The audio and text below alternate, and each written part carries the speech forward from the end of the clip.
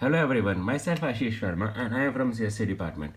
In the previous class we discussed about some allowances related to salary slip.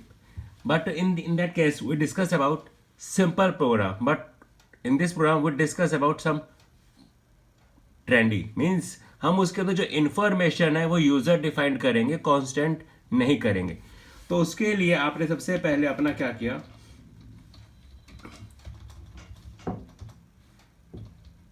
हमने इस जगह पर अपनी दोनों हेडर फाइल्स ऊपर मेंशन कर दी.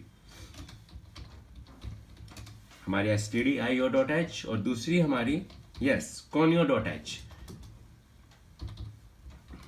हमने यहाँ पर conio.h हमने यहाँ पर अपना मेन लगाया. अब मेन लगाने के बाद हमने इस जगह पर अपने वेरिएबल्स, मुझे काफ़ी सारे चाहिए तो मैंने यहाँ पर अभी इस जगह पर यही मैटर लिखा. जैसे कि मैं करूँगा तो मैं वेरिएबल्स अगर मुझे नीड होगी तो मैं ऊपर और डिक्लेयर कर दूँगा. हमने यहाँ पर स्क्रीन क्लियर करी. सबसे पहले यहाँ पर लिखा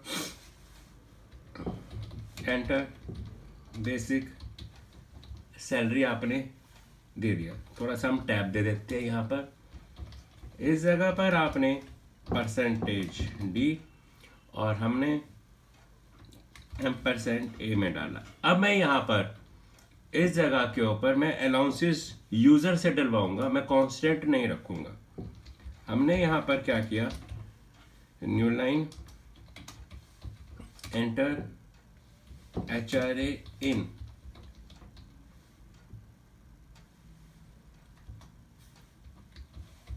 परसेंटेज. मुझे परसेंटेज के अंदर आप डाल के दिखाइए. तो हमने यहाँ पर स्कैनफ किया %d और इसको हमने स्टोर कर दिया b में. यहाँ पर हम आए न्यू लाइन में, यहाँ पे लिखा एंटर DA इन परसेंटेज. हमने स्कैनफ किया %d और इसको हमने C में डाल दिया. यहाँ पर आपने प्रिंटफ किया न्यू लाइन में एंटर TA इन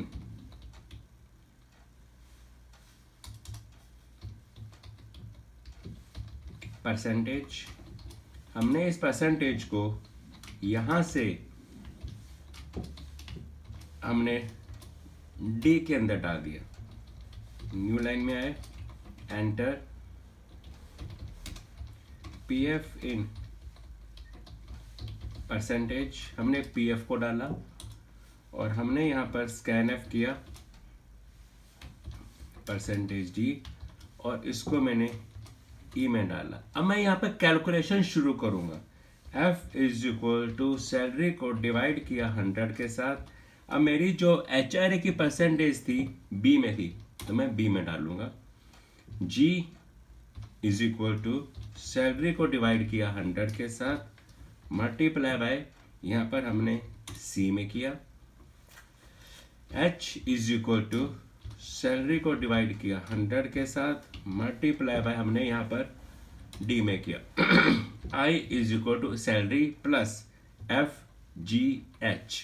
क्यों? क्योंकि मैंने अब यहाँ पर कैलकुलेशन की है. BCD के अंदर मैंने उनकी परसेंटेज एंटर करी थी. J इज इक्वल टू हमने यहाँ पे क्या किया, सैलरी को डिवाइड किया 100 के साथ इनटू हमने यहाँ पर E में किया. K is equal to gross salary मेरी I में थी माइनस J में थी. ये मेरी प्रोसेसिंग कंप्लीट हो गई. अब इसके बाद मैं इसकी अब प्रिंटिंग शुरू करता हूँ. हमने न्यू लाइन में आए, हमने यहाँ पे लिखा HRA in percentage is equal to क्या था, integer value and the amount is equal to %d. अब मेरी जो पहला %d मेरी वैल्यू के लिए था और मेरी कैलकुलेशन मेरी यहाँ पर F में हो रही है. तो यहाँ पर हमने इसको सेमीकोलन लगाया, बंद किया.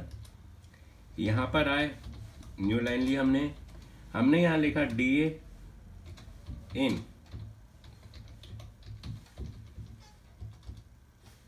percentage is equal to this one, and the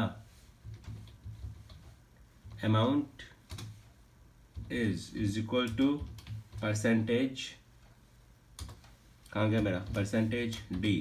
अब मुझे यहाँ पे क्या करना था, सी में लिया था और मेरा निकल रहा था जी में। करने को तो मैं ऐसे कॉपी पेस्ट कर सकता हूँ, पर मुझे आपको हर चीज़ क्लियरली बतानी है, तो इसीलिए मैं वो शॉर्टकट यूज़ नहीं कर रहा हूँ। ये in percentage is equal to percentage d and the amount is equal to percentage d. जो मैंने यहाँ पर लिया था डी में लिया था और मेरा निकल रहा था एच में, राइट। यहाँ पर आपने लिख दिया न्यू लाइन में gross salary is equal to percentage d. जो मेरी ग्रॉस निकल रही है वो आई में निकल रही है, तो मैंने यहाँ पर आई दिया, प्रिंट एफ किया न्यू लाइन में P F in percentage is equal to percentage D and the amount is equal to percentage D।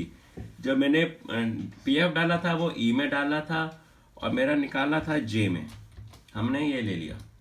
यहाँ पर लिया printf न्यू लाइन में, यहाँ पर लिखा net salary is equal to percentage D और मेरी किस में निकल रही थी के में, राइट। यहाँ पर हमने अपना गेट सी एच किया, बंद किया। मेरे जो वेरिएबल्स हैं मेरे के तक है, चेक कर लेते हैं एच आई जे, और मेरे को जो लास्ट के अंदर था के देना था। यहाँ पर हमने कंट्रोल F9 किया, देखिए मेरे पास एक एरर आ गया, फंक्शन शुड रिटर्न। लास्ट की ब्रैकेट मेरे पास बंद है, कोई ब्रैकेट ऐसी थी जो मुझे लगानी चाहिए थी पर नहीं लगी। एक बार हम अपने प्रोग्राम को चेक कर लेते हैं किस जगह पर ब्रैकेट क्या है। ओके, हमारे पास सी से पहले देखिए कोमा नहीं आया, मैंने कंट्रोल F9 किया। यहाँ पर आपने दी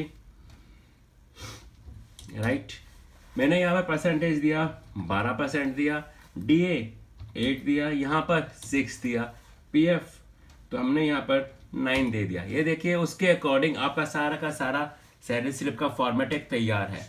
लेकिन यहाँ पर जो आपने लिया ये सिंपल है, हम इसको और मॉडिफाइड कर सकते हैं, लेकिन उस मॉडिफाइड के लिए wait for my next video. Okay, thank you for watching my video.